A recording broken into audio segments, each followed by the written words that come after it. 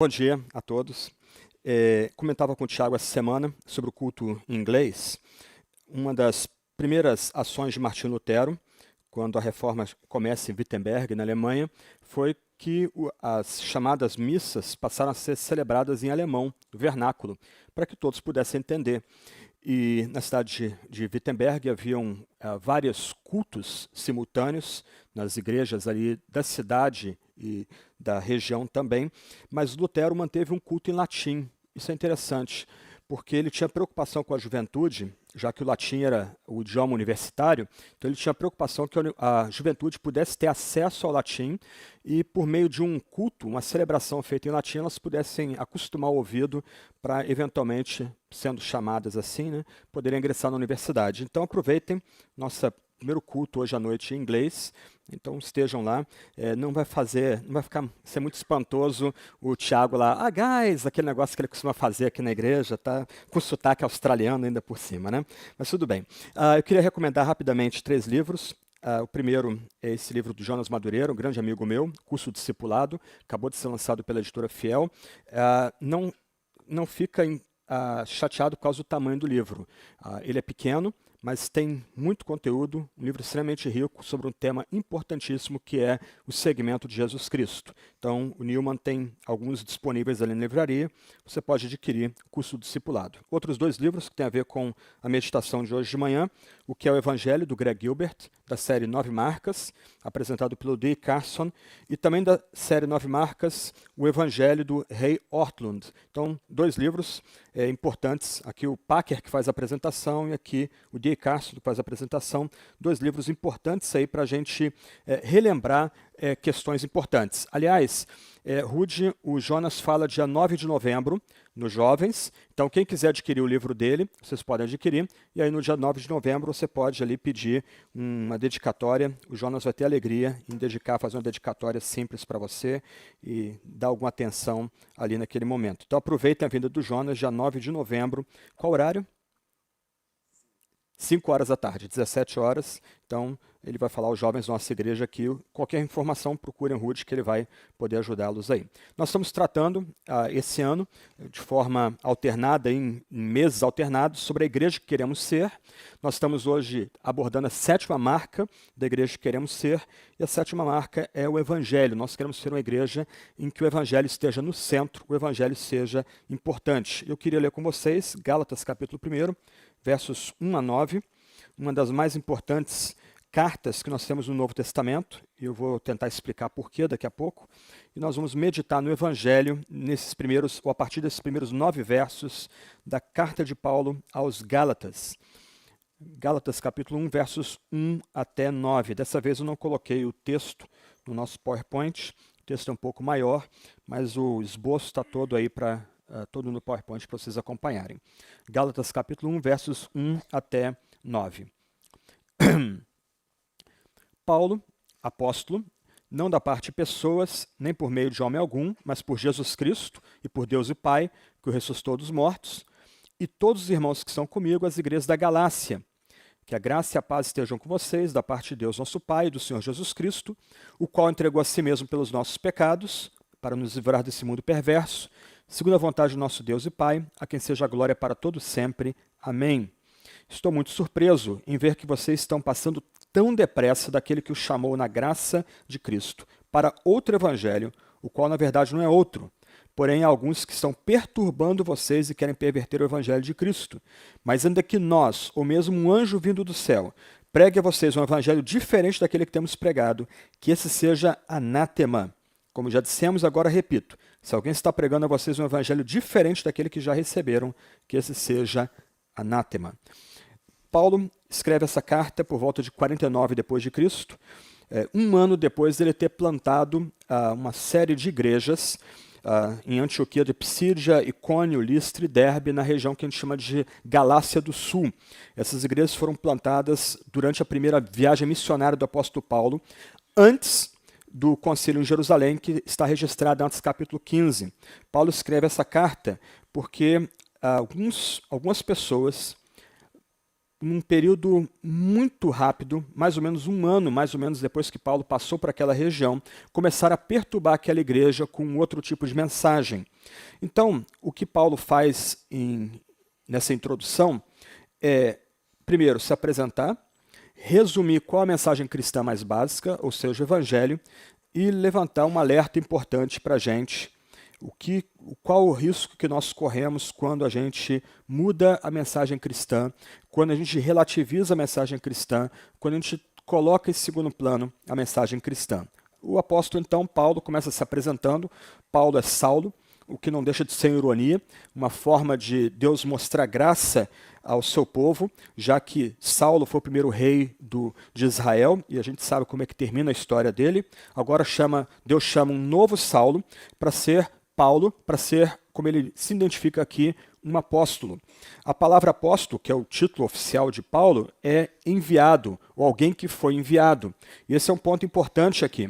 No Novo Testamento, apóstolos não estavam ligados a igrejas locais. Apóstolos são basicamente uma tarefa missionária, uma tarefa de plantar igrejas, e a gente pode acompanhar isso não só na vida de Paulo, mas, por exemplo, na vida de Pedro, e um trabalho também de supervisão dessas igrejas que esses apóstolos iam plantando. Então, Paulo, no começo da sua epístola, ele já se identifica como alguém que foi enviado, foi comissionado para ser um plantador de igrejas e também um supervisor dessas igrejas que ele mesmo plantou. Mas Paulo, ele coloca um outro dado que é muito importante para nós aqui.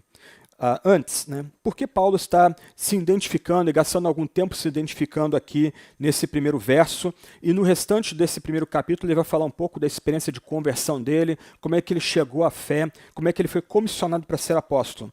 Porque esses perturbadores das igrejas da Galácia estavam colocando em xeque o próprio ministério de Paulo, levantando dúvidas sobre a integridade dele, levantando dúvidas se ele de fato era um apóstolo legítimo. Então ele começa se identificando, Saulo, como apóstolo, alguém que foi enviado. Só que Paulo qualifica o apostolado. Paulo vai dizer que ele é apóstolo, nossa tradução diz, não da parte de pessoas nem por meio de homem algum, mas por Jesus Cristo e Deus o Pai, que o ressuscitou dentre os mortos. Eu prefiro a tradução mais antiga, ela transmite mais a força aqui. Paulo exclui completamente o elemento humano aqui. Na tradução antiga, na Ara, ele vai dizer que ele é apóstolo, não da parte de homens, nem por intermédio de homem algum, mas por Deus e Pai e por Jesus Cristo. Em outras palavras, o que valida o apostolado de Paulo aqui não é o simples chamado e o simples envio.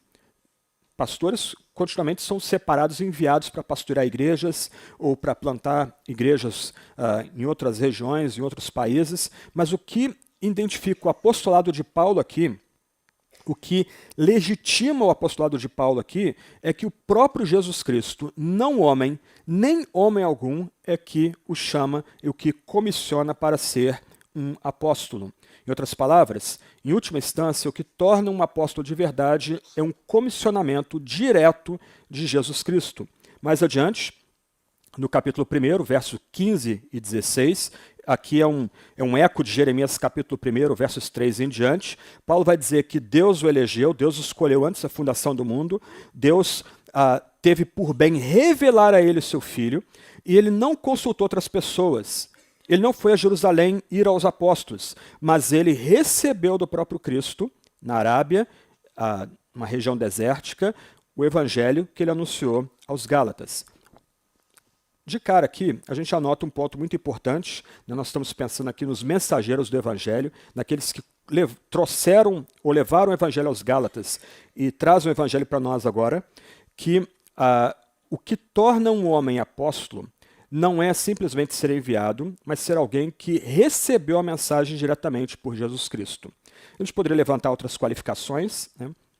Apóstolos do Novo Testamento eram pobres, não tinham onde reclinar a cabeça, eles não estavam ligados diretamente a uma igreja local, mas o ponto importante aqui, o que dá autoridade para Paulo e que embasa tudo que vem adiante, é que esse homem, Paulo, ele é apóstolo, não da parte de homem, nem de homem algum, ele não foi comissionado por outra pessoa, por outro ser humano, ele não recebeu sua mensagem de Pedro, João e Tiago em Jerusalém, mas ele foi comissionado pelo próprio Jesus, ele recebe a mensagem do próprio Jesus. Então, se você quiser pensar em colunas, Paulo exclui totalmente o gênero humano, ele coloca o gênero humano à parte, e o seu chamado procede de Jesus Cristo e de Deus, que o ressuscitou dentre os mortos.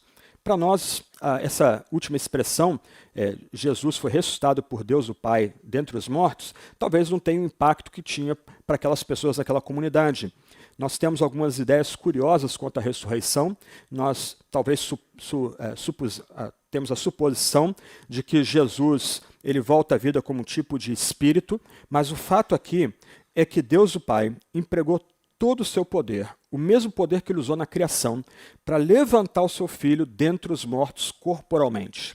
Aquele que no jardim levantado da tumba não é um mero espírito, não é uma mera aparição, tipo de holograma, mas é o próprio Cristo com chagas no corpo que é ressuscitado dentre os mortos.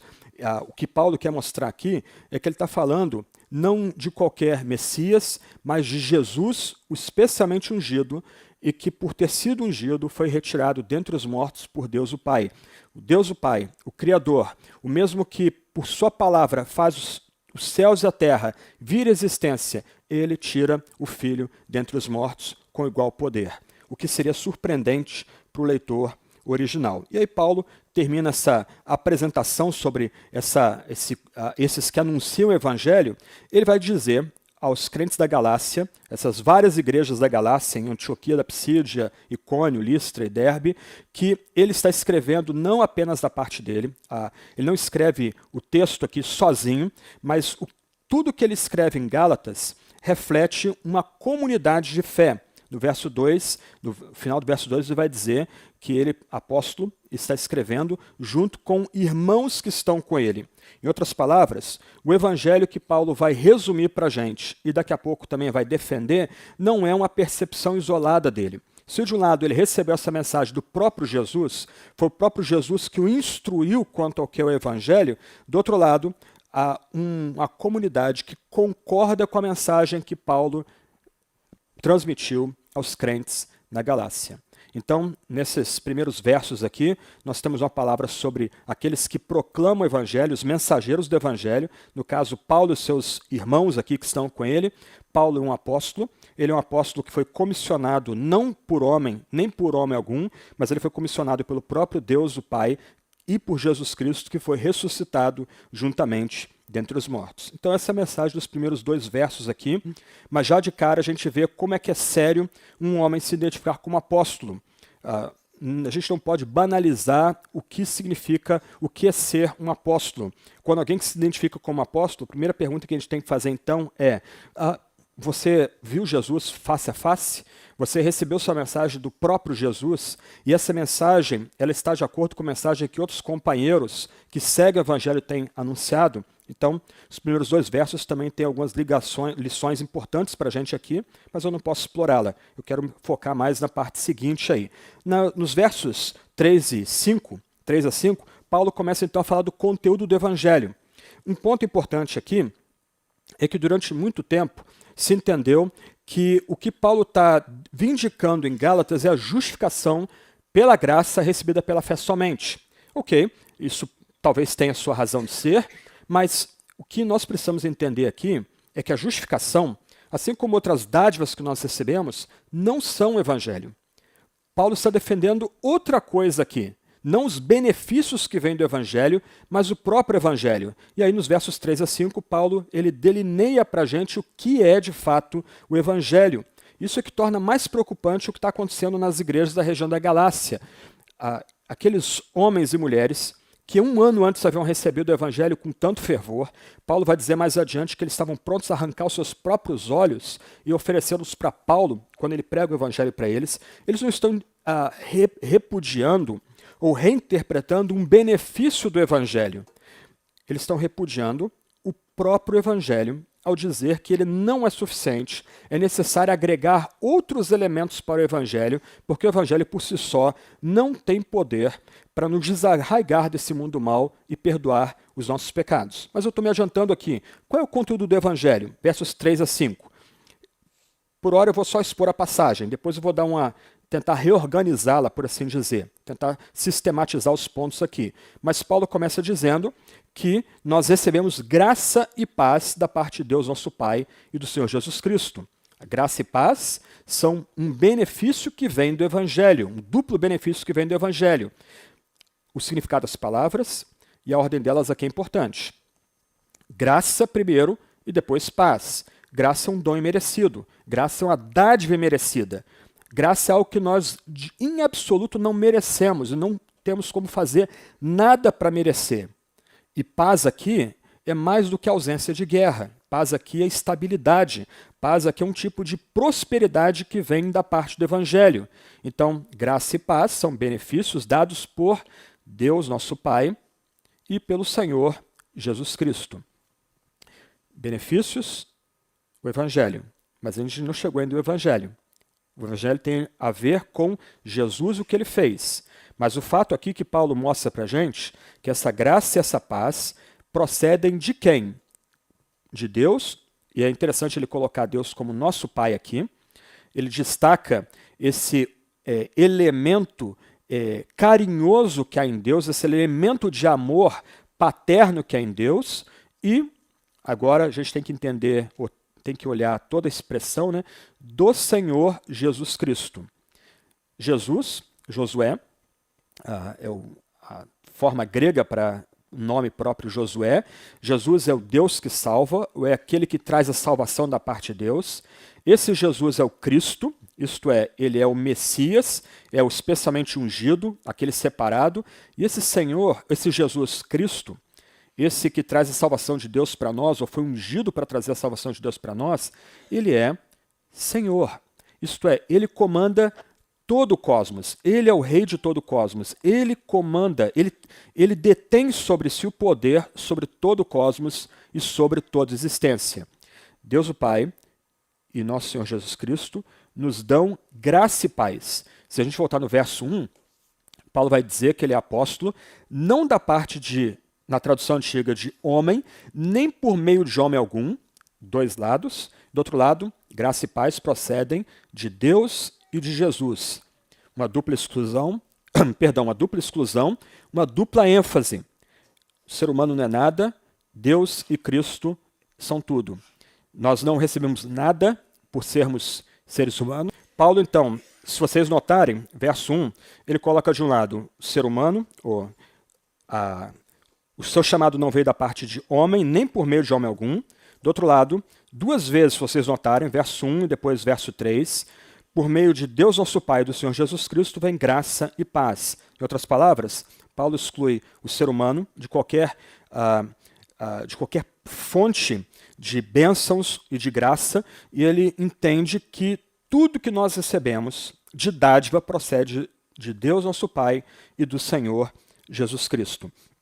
Em outras palavras, as bênçãos que recebemos, elas fluem do Evangelho, fluem do próprio Deus e do Senhor Jesus Cristo. Aí Paulo, em poucas sentenças, ele resume o que é Evangelho.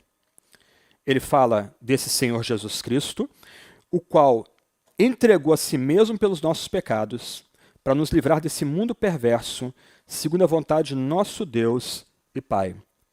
No verso 4, então, ou melhor, no final do verso 3 e no verso 4, nós temos resumido o conteúdo do Evangelho. O que torna, então, grave a heresia que entra na igreja da Galácia não é que os gálatas estão bagunçando com um benefício que vem do Evangelho, que é a justificação pela fé, que Paulo vai tratar no capítulo 3 e no capítulo 4. O que torna grave o que acontece entre os crentes da Galácia, e por isso a linguagem dura de Paulo nos versos 7, 8 e 9, é que eles estão bagunçando com o próprio Evangelho, com o próprio coração da mensagem cristã, ou seja, que nosso Senhor Jesus Cristo se entregou a si mesmo pelos nossos pecados para nos livrar desse mundo perverso. Se entregou a si mesmo pelos nossos pecados. O Evangelho destaca, então, que Jesus, ele se deu pelos nossos pecados. A morte dele é uma troca maluca. Nós merecemos a morte. nós estávamos em pecado, nós errávamos o alvo, e esse é o significado da palavra pecado. Deus estabeleceu para nós um alvo, que é a sua lei, suas demandas, suas exigências, nós errávamos esse alvo, nós merecemos a morte. Aí o que acontece é que Jesus Cristo se entrega pelos nossos pecados, ele morre pelos nossos pecados. É subentendido aqui que essa morte se dá na cruz, a morte mais vexosa, a morte de criminosos, de rebeldes, de marginais, de ladrões. Essa é a morte que Cristo assume para o perdão dos nossos pecados. Ele se dá, ele se entrega pelos nossos pecados. A expressão se entregar aqui realça que esse sacrifício é feito por nada em nós, mas porque tudo está em Deus, por causa do amor paterno de Deus, é que Jesus se entrega para nós. A Nova Almeida atualizada, na sua tradução aqui do verso 4, para nos livrar desse mundo perverso, tira um pouco a força do vocábulo aqui. Nas traduções mais antigas diz que Cristo se entregou a si mesmo pelos nossos pecados para nos desarraigar desse mundo perverso, para nos retirar, para nos arrancar do mundo que caminha para a destruição. O que é o Evangelho, então? O Evangelho refere-se, é a mensagem referente, a boa nova, a boa notícia referente ao Senhor Jesus Cristo, que se entregou a si mesmo pelos nossos pecados para nos livrar desse mundo perverso. E por nada em nós. Mais uma vez, o verso 1 tem que ecoar na nossa mente aqui. Isso não aconteceu por meio de homem algum, e nem da parte de homem, nem por meio de homem algum, mas por causa da vontade de Deus, nosso Deus e Pai. Em outras palavras, Jesus, ele se entrega pelos nossos pecados, Jesus nos liberta ou nos arranca desse mundo mal, não por nossos méritos, não por alguma coisa que nós temos, algum bem, algum benefício que nós temos, não por causa de uma suposta previsão do que a gente vai fazer diante de Jesus, mas porque Deus, o Pai, assim o determinou. Nota como essa expressão Deus o Pai é repetida aqui. Em outras palavras, o que Paulo quer incutir nos seus leitores e na gente é que esse evangelho, essa boa nova de Jesus Cristo, nosso Senhor, que se entrega pelos nossos pecados, nos liberta, nos arranca desse mundo mal, ocorre porque Deus o Pai assim o deliberou. O Deus, para mostrar que ele nos ama com amor paterno, ele assim determinou que o seu Filho viesse como aquele nosso perdoador, aquele que nos perdoa e aquele que nos liberta dos nossos pecados desse mundo perverso. Em outras palavras, Paulo ele vai distinguir as bênçãos do Evangelho do que o Evangelho. O Evangelho é o Senhor Jesus Cristo, que se entrega a si mesmo pelos nossos pecados, nos livra desse mundo perverso, isso por causa da vontade de nosso Deus e Pai, mas por causa desse sacrifício de Jesus Cristo, nos é dada graça e paz. Nos é dado um favor imerecido, nos é dado agora shalom, nos é dada estabilidade, nos é dado um tipo de prosperidade espiritual que flui da própria graça de Deus. E aí Paulo tem que exclamar aqui, ele tem que dar glória aqui. Ele vai dizer que isso ocorre, né, esse sacrifício de Jesus pelos nossos pecados, essa ação de livramento de Jesus pelos nossos pecados, isso ocorre para que Deus o Pai receba a glória sempre e sempre. Em outras palavras, Cristo é dado para nós, Cristo se entrega em nosso lugar, em nosso favor, Cristo perdoa os nossos pecados, nos liberta, não meramente por amor ao gênero humano, mas sobretudo para que Deus, o Pai, receba toda a glória sempre e sempre. Se você virar a sua Bíblia, as páginas da sua Bíblia um pouquinho aí, e for para Gálatas 6, verso 14, você vai ver a mesma tônica sendo repetida no final da epístola. Paulo vai dizer, mas longe de mim gloriar-me.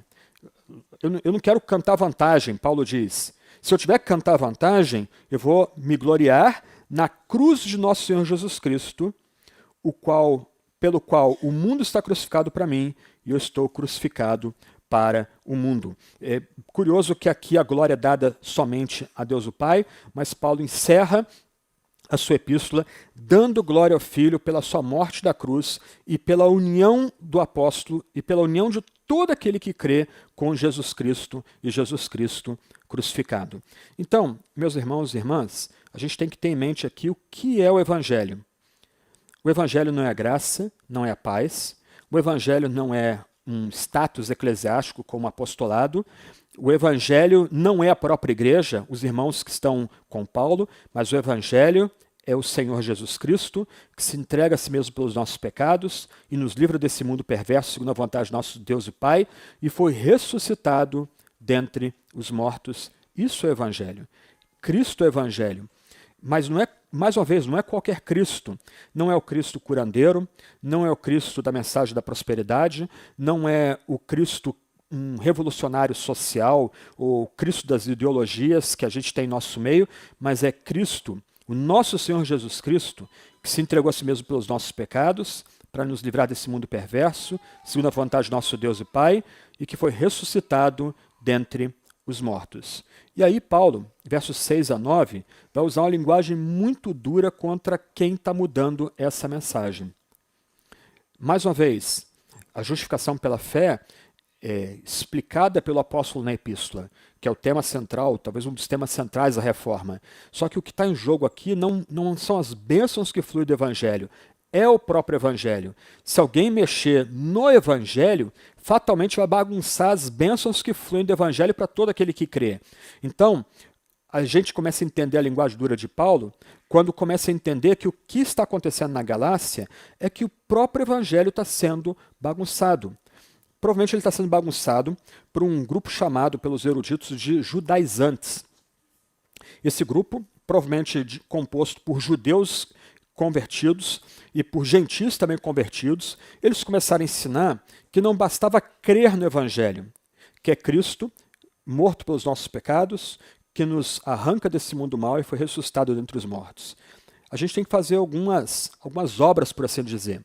Além de crer no evangelho, os homens têm que ser circuncidados. Além de crer no evangelho, os homens têm que fazer tonsura na cabeça. Além de se crer no evangelho, é necessário abraçar certas obras da lei e certas regras dietéticas. Em outras palavras, o que esses adversários de Paulo estão fazendo? Eles estão dizendo o seguinte: o evangelho é importante, mas a gente precisa acrescentar uns pontos do evangelho. Paulo está sendo muito radical, muito unilateral. O evangelho não é só Cristo, o evangelho também são as obras da lei. É necessário, então, que gentios, como nós aqui, comecem a abraçar as obras da lei dos judeus e comecem a se adequar aos padrões de comportamento dos judeus também. Em outras palavras, o que os judaizantes estão dizendo é o seguinte: Cristo não é suficiente. Esse Cristo, esse Senhor Jesus Cristo, que morreu pelos nossos pecados e nos libertou do mundo mau, ele não é suficiente. É necessário agregar outros elementos ao lado de Cristo Jesus. Em outras palavras, o que os judaizantes estão dizendo é o seguinte: a nossa graça e paz que nós recebemos não vem exclusivamente do Senhor Jesus Cristo, de Deus e Pai. A graça e paz na qual nós nos movemos agora não é a dádiva que nos alcança pela vontade de Deus o Pai. Nós, além da graça e paz, precisamos agregar outros elementos da fé. Precisamos abraçar elementos culturais e históricos do judaísmo antigo. E aí Paulo vai ficar muito chateado com esses acréscimos, esses penduricalhos são colocados ao lado do evangelho. Em outras palavras, a briga de Paulo nesses versos seguintes aqui é uma luta pela exclusividade do evangelho. Ou o evangelho fica de pé por si só, ou a igreja se dissolve. Na medida que a gente começa a agregar elementos do evangelho, nós corremos o risco de deixarmos de ser igreja cristã, se é que ainda permanecemos como igreja de fato cristã. E a linguagem de Paulo é muito dura aqui. Jerônimo, o famoso tradutor da Bíblia do quarto século depois de Cristo, ele dizia que quando ele lia a carta de Paulo aos Gálatas, ele conseguia escutar os raios e trovões. Diferente de outras epístolas de Paulo, se você ler depois desses 6 capítulos, você não vai notar uma única palavra de elogio. Não há palavra de apreciação. Não há menção a amigos queridos de Paulo nas igrejas da Galácia. Alguns eruditos têm chamado Gálatas de uma carta de combate. O evangelho está em risco. A centralidade absoluta de Jesus está em jogo. Paulo não tem tempo para firula aqui. Ele não tem tempo para meias palavras. Ele vai resolver diretamente o problema aqui. E a linguagem de Paulo aqui é profundamente dura e constrangedora. No verso 6, ele está surpreso porque enquanto ele escreve a epístola, essa mudança está ocorrendo nas igrejas da Galácia. Como eu mencionei no começo, o que surpreende Paulo aqui é que mais ou menos um ano antes dele escrever essa epístola, ele tinha pregado o evangelho aos Gálatas. Ele anunciou que o Senhor Jesus Cristo se entregou pelos nossos pecados para nos livrar desse mundo perverso e foi ressuscitado dos mortos por Deus o Pai. Um ano depois, essa igreja que havia recebido o evangelho com tamanho fervor, Paulo em Gálatas 6 vai dizer que os crentes da Galácia estão prontos a arrancar os seus próprios olhos por causa da pregação do evangelho ali, para favorecer o apóstolo. Eles estavam agora mudando, passando depressa daquele que os chamou da graça de Cristo para outro evangelho. Em outras palavras, o que Paulo quer chamar a atenção dos seus leitores e de nós aqui é que o que surpreende ele é que, porque os Gálatas estavam brincando com o elemento central da fé, eles estavam apostatando rapidamente daquilo que é central e inegociável para uma igreja ou para igrejas que querem ser cristãs. Isso está acontecendo de forma muito rápida e muito depressa. Isso aqui tem que ser um alerta para a gente, né? A gente não pode descansar sobre aquilo que Deus tem concedido para a gente aqui. O trabalho que nós nos empenhamos em oferecer aqui à igreja é um trabalho de constante vigilância, porque eventualmente podem vir ventos estranhos e rapidamente seduzir alguns daqui, levando-os a tirar os olhos de Cristo, que se entregou a si mesmo pelos nossos pecados, para nos livrar desse mundo perverso, colocando os olhos em outros elementos que não são centrais, não são essenciais à fé, como Paulo diz aqui, abandonando a graça de Cristo para outro evangelho. É interessante a expressão chamou na graça de Cristo, ela é ambígua no grego, pode ser traduzido também como ao qual Cristo chamou na graça. A ideia aqui é para reforçar o que já foi tratado no verso 1, né, que a graça, ou no verso 3, a graça e a paz procedem de Deus e de Cristo. Então, uma possibilidade aqui é que Cristo é que chama pessoas para a graça.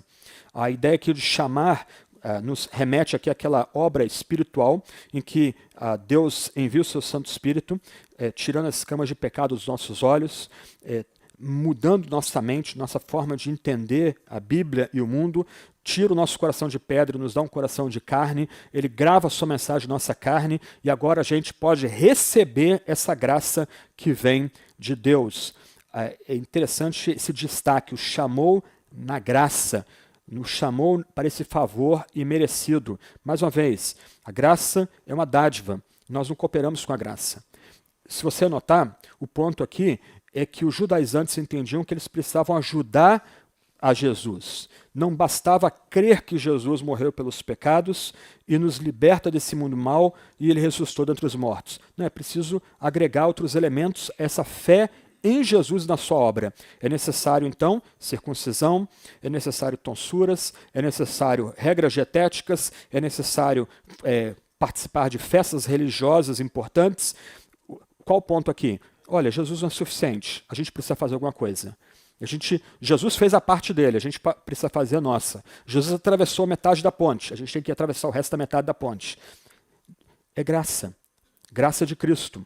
Por isso que Paulo, versos 15 e 16, vai dizer, quando Deus me chamou, nota que a mesma expressão usada aqui no verso 6, ele diz, quando Deus me chamou, ou quando Deus me separou antes de eu nascer e me chamou pela sua graça, igual no verso 6, chamou na graça, achou por bem revelar o seu Filho em mim, para que eu pregasse para os gentios, e não fui imediatamente consultar as pessoas, etc.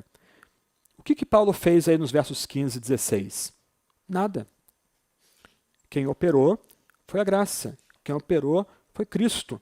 Cristo que concede a graça. Paulo não faz nada. Os crentes na Galácia, se foram chamados na graça de Cristo Jesus, eles não fizeram nada.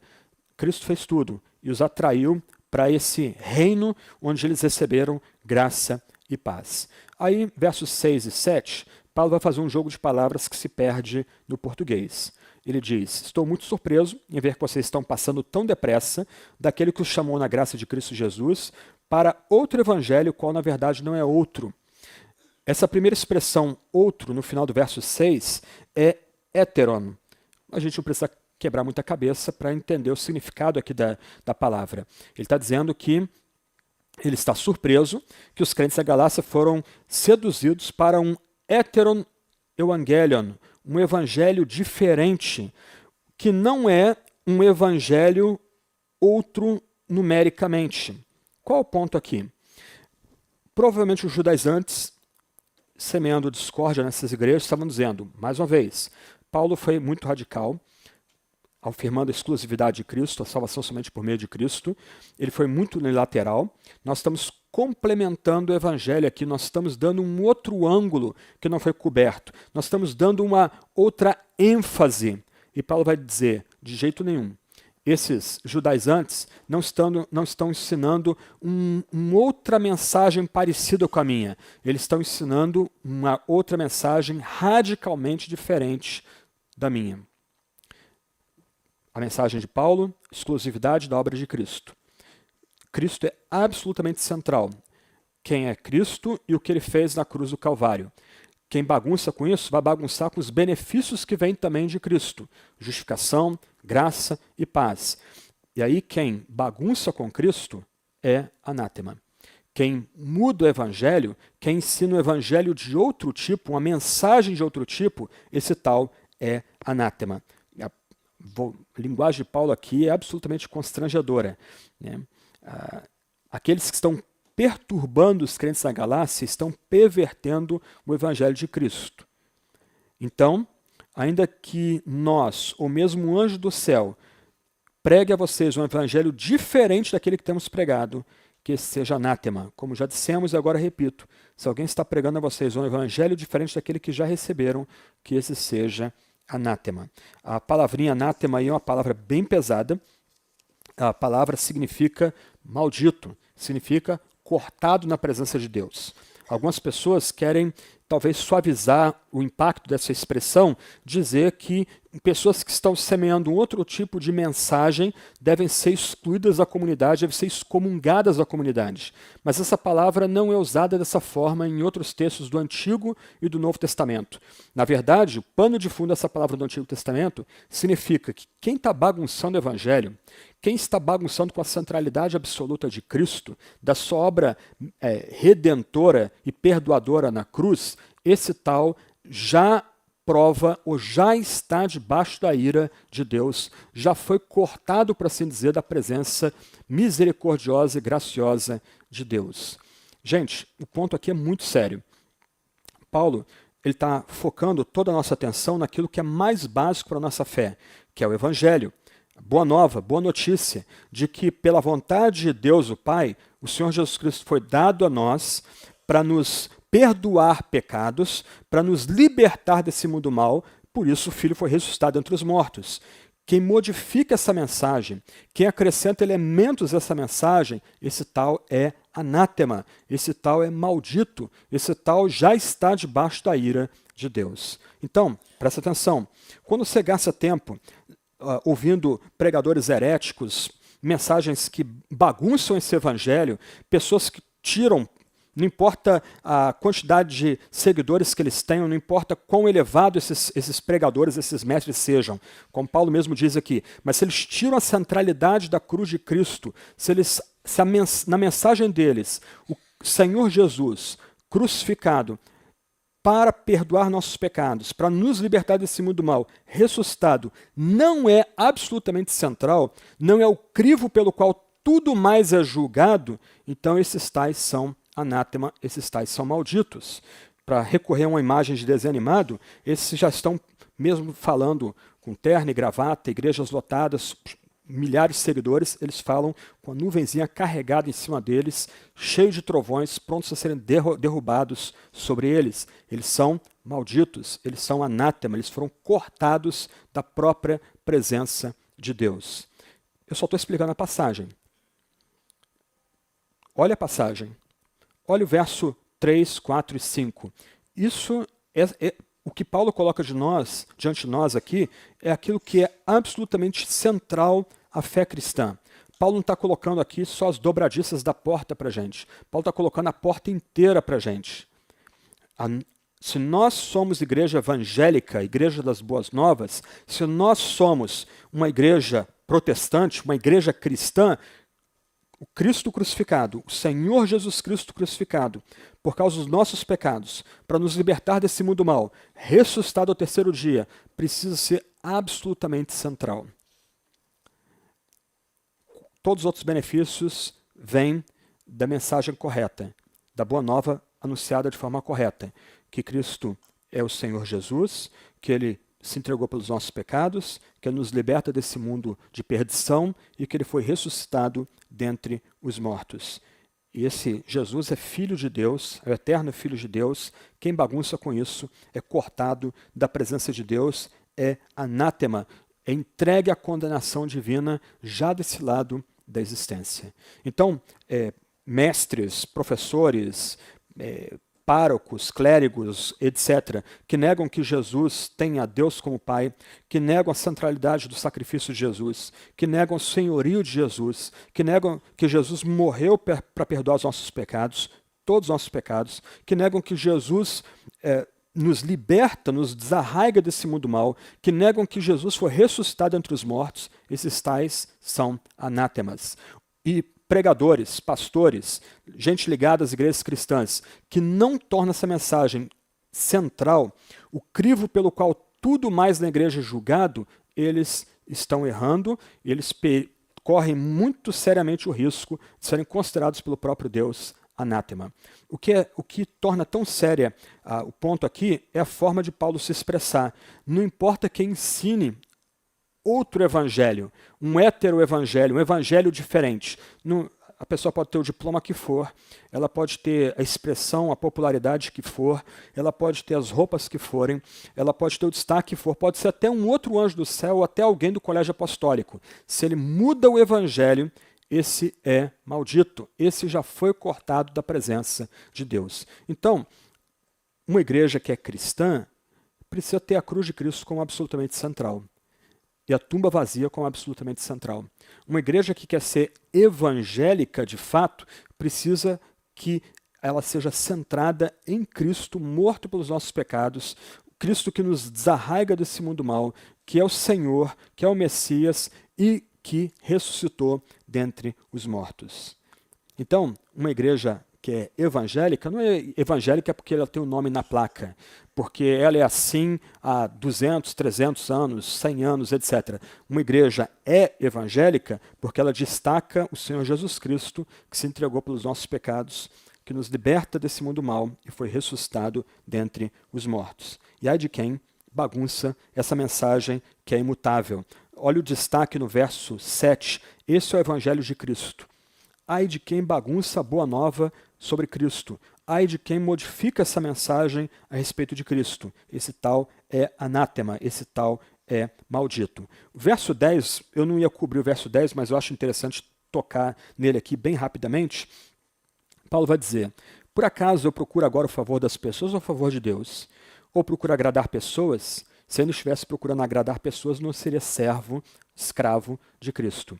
É muito interessante o verso 10, porque Paulo toca numa questão importante aqui. O que leva alguém a modificar essa mensagem básica da fé cristã? O que leva alguém, um pregador, um pastor, um apóstolo, a bagunçar o evangelho de Cristo? Buscar o favor dos homens. Ser popular.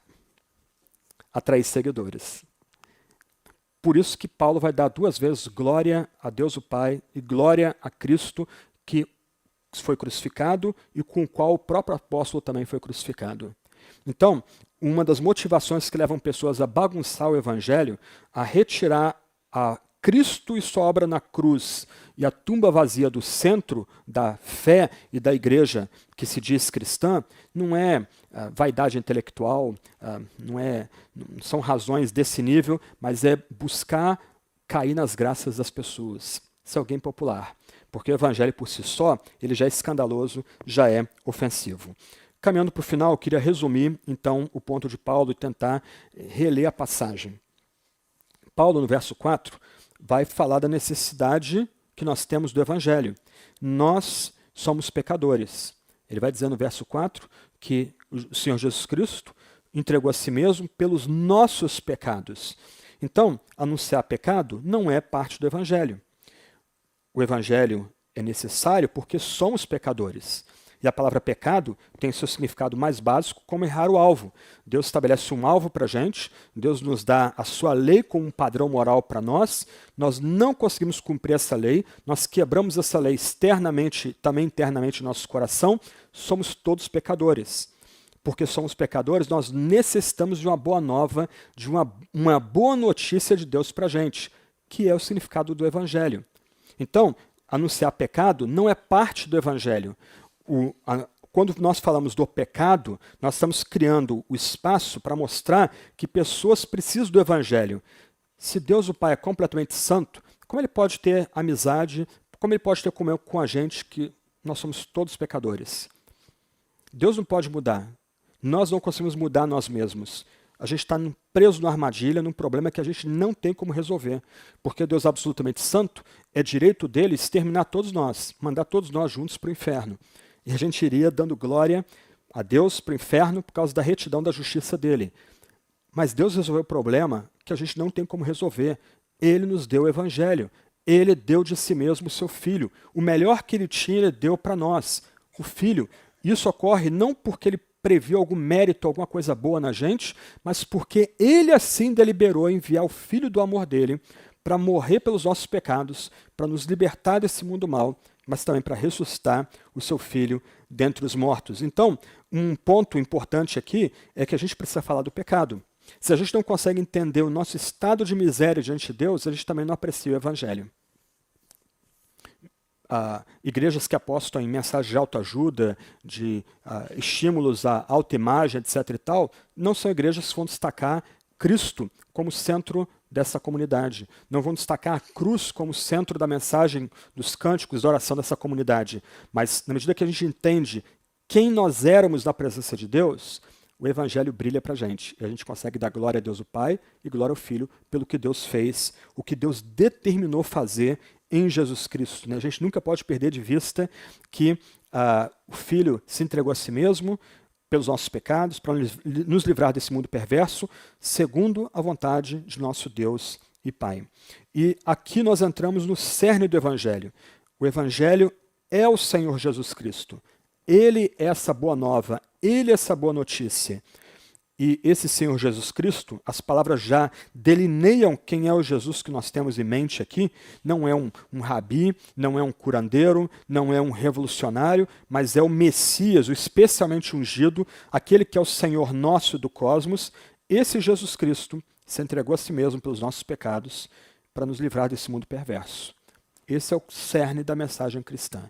Uma igreja que quer ser cristã precisa anunciar essa mensagem todo o tempo. E com toda a garra, e com toda a paixão, todo o tempo. Cristo é o nosso Senhor. Ele se entregou pelos nossos pecados. Ele nos livrou desse mundo mal. Ele foi ressuscitado entre os mortos. Isso é o cerne da mensagem cristã. É o elemento mais básico da mensagem cristã. Não importa então agora a denominação a que a gente pertença, não importa a igreja que a gente frequente, mas se nós colocamos a fé no Senhor Jesus Cristo, que é entregue para perdão dos nossos pecados, nos livra desse mundo mal e foi ressuscitado pelo corpo, nós somos cristãos. Estamos unidos a esse Jesus. Noções como transmigração da alma, reencarnação são de todos excluídos aqui. Cristo ressuscitou dos mortos. Isso também é parte do anúncio do evangelho cristão. Então, uma igreja que é cristã vai destacar a cruz de Cristo e vai destacar a tumba vazia. O nosso Salvador foi morto pelos nossos pecados. Morto pelos nossos pecados, ele nos arranca desse mundo perverso. E mundo aqui é mais do que matéria, mundo aqui é um sistema que é contra Deus. Nós fomos arrancados de um sistema em rebelião contra o Deus Pai, o Deus que é soberano, o Deus que é altíssimo.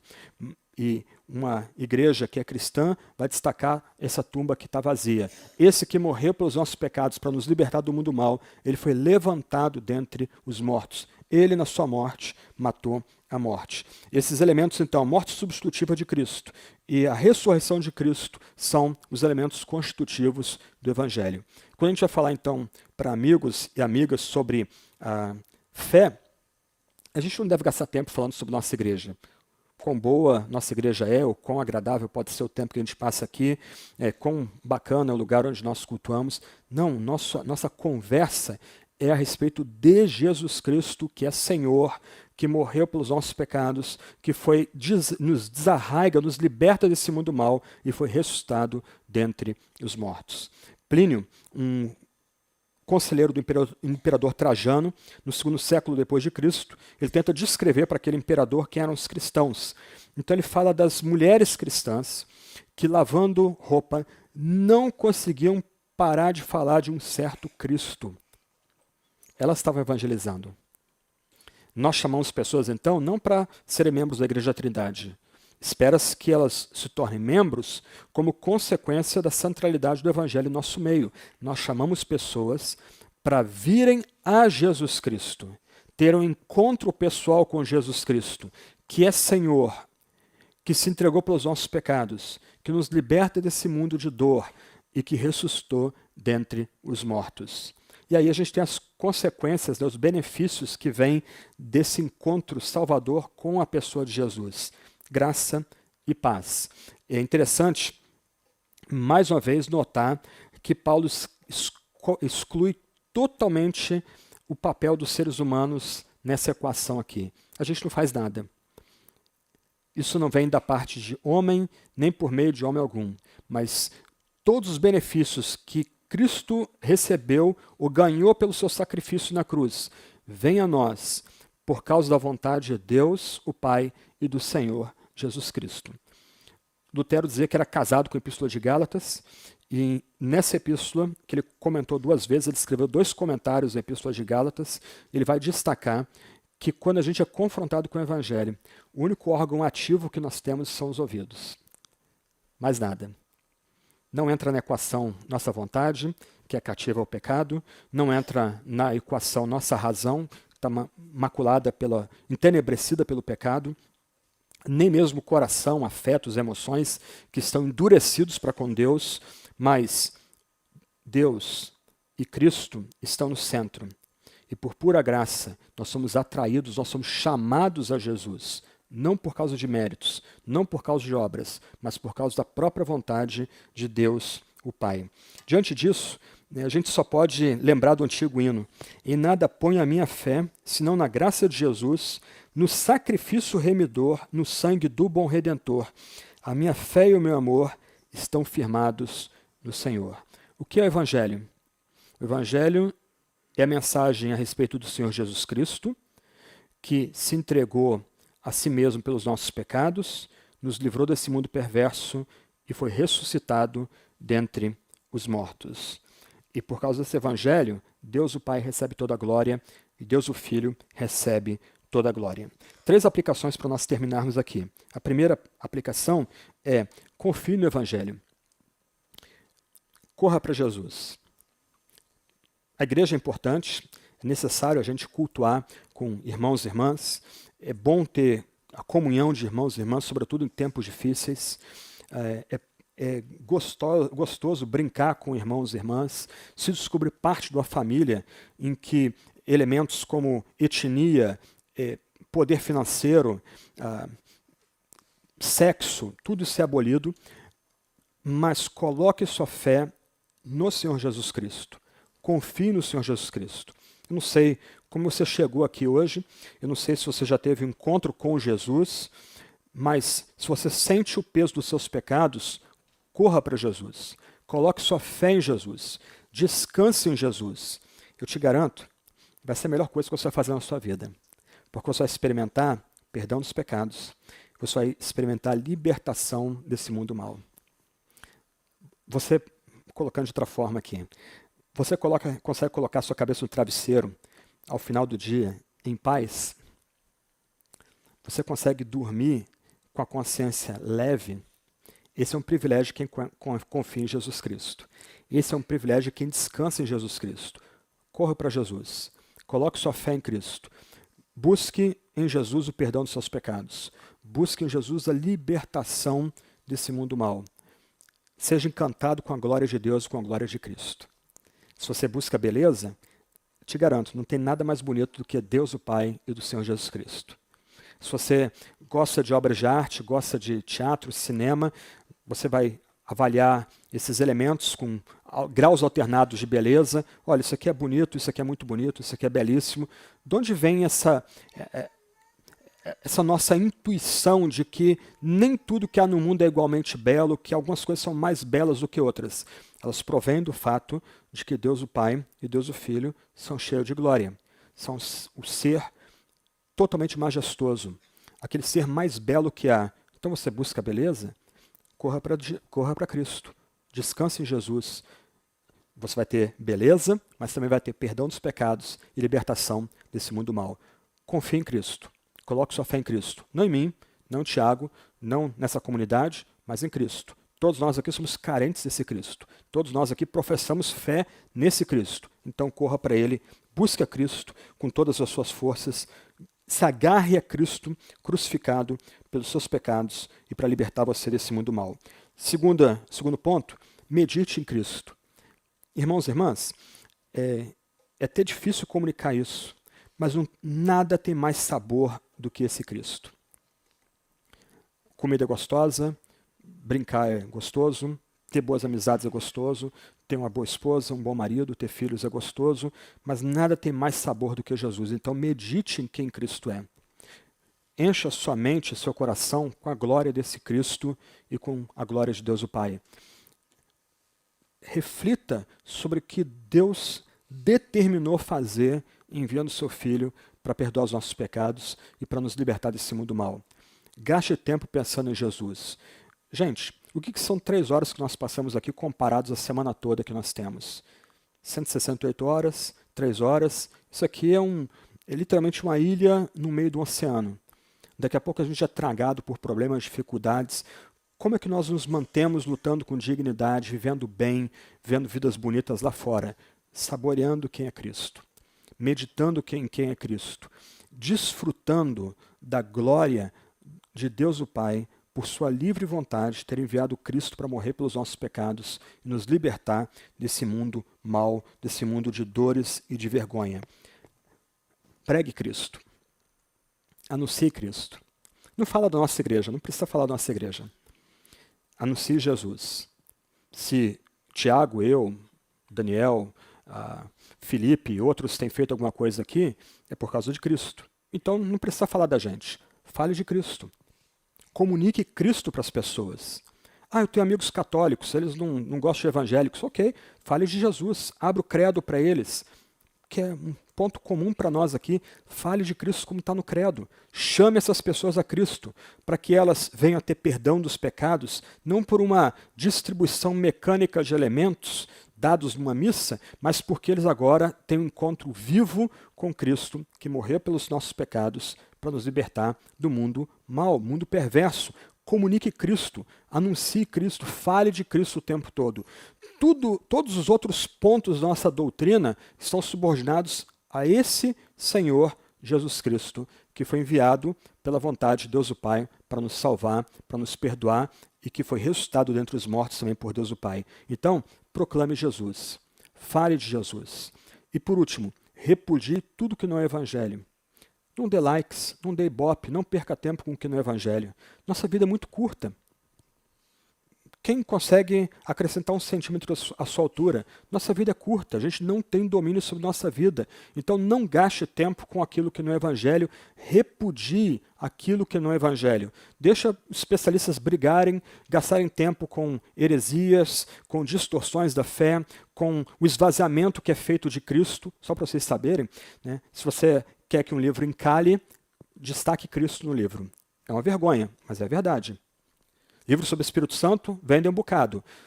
Cruz de Cristo, John Stott, é um custo para fazer vender aquele livro. Livros que destacam Cristo não são vendáveis aqui, não são livros que vendem aqui no Brasil. Uma vergonha para a gente. Então repudie aquilo que não procede de Cristo.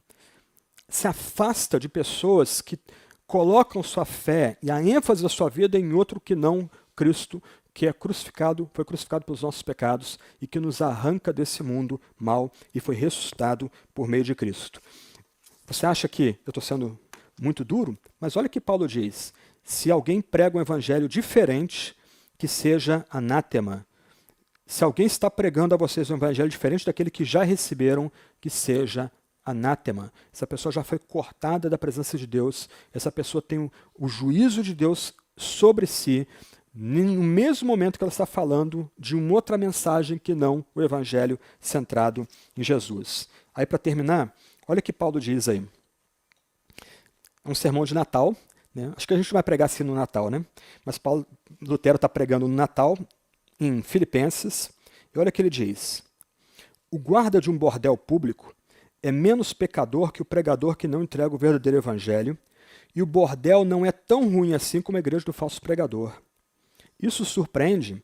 Lembrem-se de que a doutrina do falso pregador não causa nada mais que dia a dia desviar e violar almas recém-nascidas do batismo. Cristãos jovens, almas tenras, noivas virgens, puras e consagradas a Cristo.